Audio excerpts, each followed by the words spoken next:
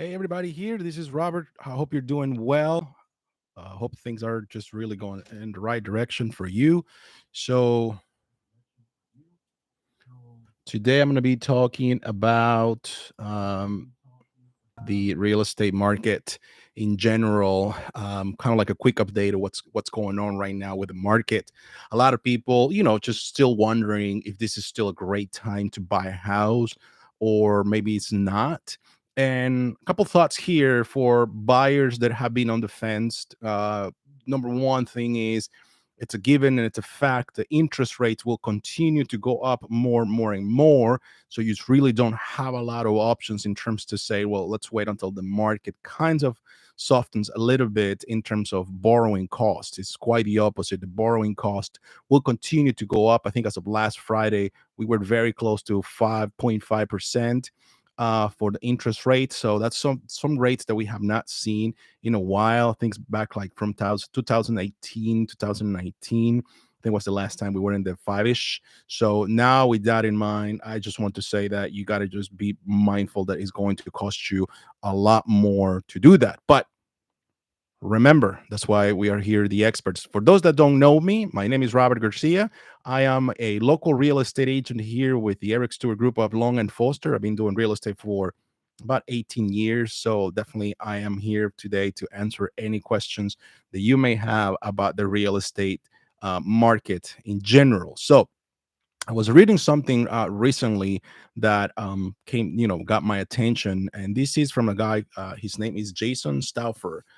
He was saying in an article on the Next Advisor newspaper, saying that home buyers are still going to have an uphill battle as we enter the busy spring season, which we are right now. But this should not feel like 2021 in terms of multiple offer situations. So the bidding wars are still going to occur. Just don't think that because things are softening a little bit, they're not. No, they will continue to occur. I think, as a matter of fact, you will probably have a lot of people thinking that this is the best time to potentially make an offer and ask for closing help or make an offer below asking price. I think it's quite the opposite. I think will be the time where you really have to be thinking of structuring your offer the best way you can. And how do you structure your offer? Well, you do your homework, you do your preparation. Remember, sellers and listing agents hate buyers that send offers that are not well written, they're not well organized, they're not well put together. So a good offer should always include a good earnest money deposit or escrow deposit, right? And we're talking a substantial amount. If you're buying a house $500,000, don't put 3,000 on the deposit. Don't put 5,000. Make it substantial. Maybe 25,000. Maybe $50,000. That's number one. Number two, you should have a recent lender's letter. Okay, and if you are already approved to purchase the place, so it should be a fresh one. And if it's possible, make a letter that is specific for the property you're putting an offer. So that's number like non-negotiable. And the last thing is to make sure you follow all of the to do things that sometimes listing agents may put in their disclosure. Sometimes they have a list of things that they wanted to do. Make sure that you're putting in the correct name of the sellers. Is this an estate? Is this in a trust? So all those things have to be identified to make sure that you're doing the right thing. Once you put it all together, speak with the listing agent. Always talk to the listing agent. Always have a good conversation with the listing agent. Ask the listing agent, hey, how would you like to be communicated? You want a text message? You wanted phone calls? You wanted email, right? Ask if they also take escalation clauses or they prefer a best and final. There's a lot of new real estate agents in this industry that just got into the industry for 2 3 years ago or months ago, and they don't know how to do play with an escalation clause. So they may say, no, I want to do a best and final. So identify a lot of those things that I mean, look at the history of homes this person has sold in the past. It could be that you're dealing with a brand new agent that's not going to know how to present your offer, and you may just screw up everything for your client. And of course, the less contingencies, it's the winner. Well, it was last year. I don't know if that's necessarily going to be the case for this year. So I would just say take it one step at a time. I definitely want you to do an inspection for your client. It's very important. Those are the things that I wouldn't really negotiate. Yes, I have written offers where my clients did not have the opportunity to write an offer, but at the end of the day, that's that was their decision. It was not mine. So let's just keep that in mind. Now, is it going to feel like more like a regular spring season? Probably will. I think that once we get to a 6% interest rate in general, I think you're going to see it going back more as a regular. What I mean by a regular spring season is that you're going to have people being able to write offers with more contingencies.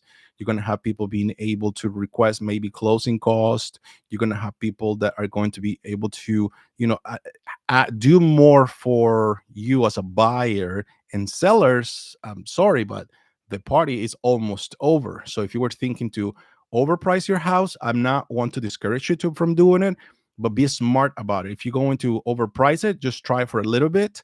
And if it doesn't work out, bring it down, because it's going to be very difficult to try to chase the market. At that point, you just be basically chasing the market. Remember, this is kind of like the waves in the ocean, right? All this time, the waves, they were just coming to you, to your feet, and you were very comfortable. Now the wave is not coming to you. So you're going to have to start walking towards the ocean to try to chase the water. And that's just a really great analogy right here. So the water is moving, and then you have to make that decision how you want to do it. Remember, if you're on the seller side, you always want to present value, always have a list of the upgrades you've done to the property. That's a must have. You don't necessarily have to say when you did it, exact date and time, maybe just the year will be enough, but have a list of things you've done with an approximate cost. So that way, if somebody says, well, she's just asking this much for this, you say, well, we did this, and this, right? Always you have to have evidence. And the same would happen for an appraiser. That's what's going to be the case, right? You always want to convince an appraiser, especially if the buyer is doing financing. Now, if the buyer is not, then that's just a whole different story. Now, will this still be a good seller's market? Yes, it's still going to be a great seller's market. No question about it. You just got to be very strategic and very smart about working in this seller's market. You don't want to just price a house just because. You got to look at the competition. You most likely will see more homes for sale in certain neighborhoods, and that's just because the number of buyers either are going to stop looking and give up on the purchase. Some of them got priced out because prices went too high, and the interest rates that they are able to get are not necessarily where they wanted to have their monthly payment. And so just people just going to get nervous, right? You still hear things about the war in Ukraine, Russia. Inflation is we haven't seen inflation in a long time, this high. Unemployment still, up and down. I know the stock market this last Friday ended up the month in with bad numbers. So there's indications. Amazon, actually, they say they missed their first quarter quota of sales forecast. So there's a lot of things that you potentially are going to be moving the market and the sentiment of many buyers and investors. So you got to be mindful of that. But inflation is something that is right here for all of us, and we need to deal with that. The Federal Reserve, I think, is going to be meeting in the second week of May, and most likely there is going to be another hike of interest rate. Is this going to be a 0.25%? Some people say it's probably the way it's going to be. They need to slow it down so that we don't go into recession. But I think it's maybe probably 50 basis point, if not 75 basis point, which is probably needed to slow down. Remember, the job of the Federal Reserve is just like a faucet. You just turn on and off, right? So when they need to turn it off is when they're tightening things for everybody and making money a little bit more expensive. When the economy goes into recession, then they need to lose that and so let a little bit more cash go into the flow into the system so people can go back to spend. But if you look at overall, like look at certain things like airlines are reporting great sales right now. They're actually doing very well. Hotel industry is doing very well. Restaurant industry is still doing very well. The cruise industry is still is doing decent. So you're now starting to see something here. So now what is going to happen after the spring market? It's still a big unknown. My prediction is that it's going to soften enough in the summertime or fall time that we will see some market just going very level, very straight, not up and downs, not too crazy. It's just going to be very decent market, and it's maybe that's a good time to consider buying a house for those buyers that did not buy at the beginning of the year because it was too competitive. I'm telling you, your time is coming. Do not be discouraged. Do not be pessimistic or negative. Your time is coming, and you are going to be able to buy a house. Believe me, I've been in this industry. I know how it behaves, and you're going to be able to buy a house with good terms and potentially even closing cost help from sellers. This is going to change. This market cannot continue this way. So just be mindful of that you will be able to buy a house in 2022. I'm telling you right now. So those are kind of like the things that kind of like on top of my mind that they were just I needed to talk to you. um the shortage of homes, is that going to continue? Still a big unknown. So I'm going to speak for my area, Montgomery County, Maryland. So this past week, we saw about 216 homes hit the market. So traditionally speaking, if this would not be the type of market we are around this time of the year, we probably should have about 2,000 homes for sale, coming soon and for sale. When the market was very tight in the last 6 to 8 months, the inventory is been under 1,000, and I saw it one day as low as like 650 homes or 53 homes, which is very low. That's normally about 2 weeks worth of inventory. Now that has changed a little bit, so now we are 1,030 something homes that are for sale and coming soon as of this last Friday.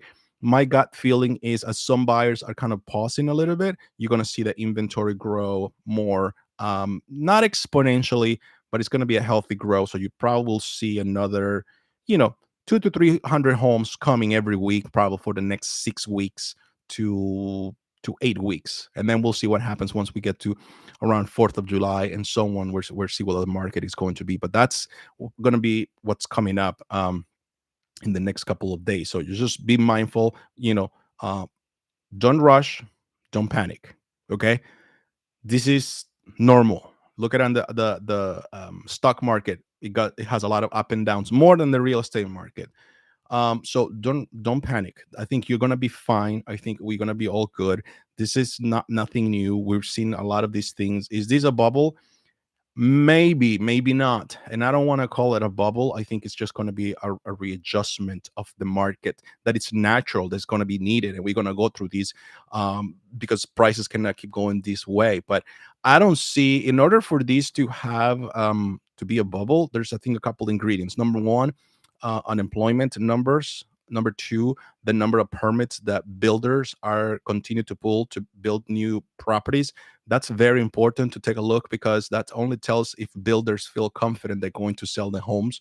And even the with the shortage of the materials that we had in the industry, they still been building homes at a speed that we haven't seen before. It's just that they're being absorbed very fast.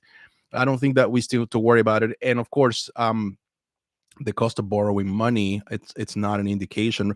Think about back in the days where our parents and grandparents bought their homes.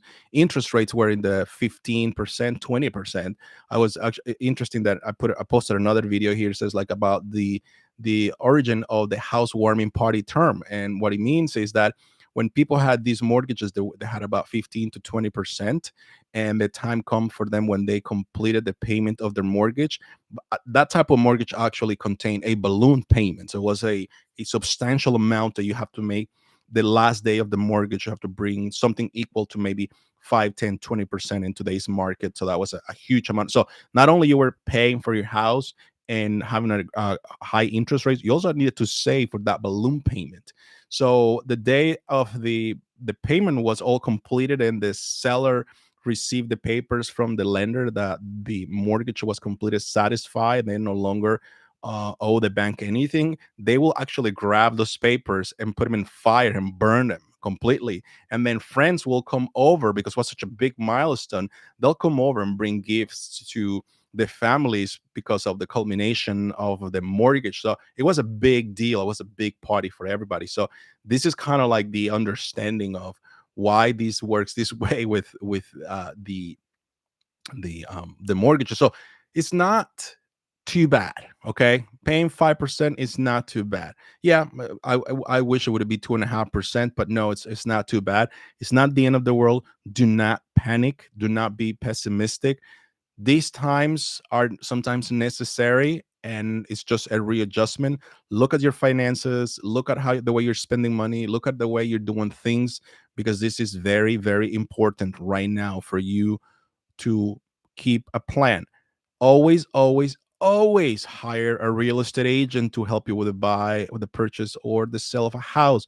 This is not something that you should take lightly. This is very important that you always have a real estate agent represent you. You're not going to go to in front of a judge without your attorney, right? Or you're not going to go and do your taxes without a CPA, depending how complicated they are. Yes, there's all kind of software right now to do your taxes and so many other things that the web teaches you, YouTube teaches you, but always, always, always hire a professional to come and help you. If you're thinking about moving to Maryland, I'm coming up with a nice guide, a relocation guide. So if you're out of state thinking about Maryland, Montgomery County, PG County, Washington, D.C., Northern Virginia, I'm coming up with a guide pretty soon. In the next couple of weeks, I will be announcing and providing a copy here. So stay tuned. If you need to get a hold of me, there is my information is at the bottom over here. And again, thank you very much for tuning in today to my live. I really appreciate you giving me your time on this beautiful Sunday. I wish you all the best. Start a great week. Tomorrow's a great week. This month of May, can't believe it. The warm weather is around the corner. So have an amazing and blessed day, everybody. See you guys on the next live. Bye bye.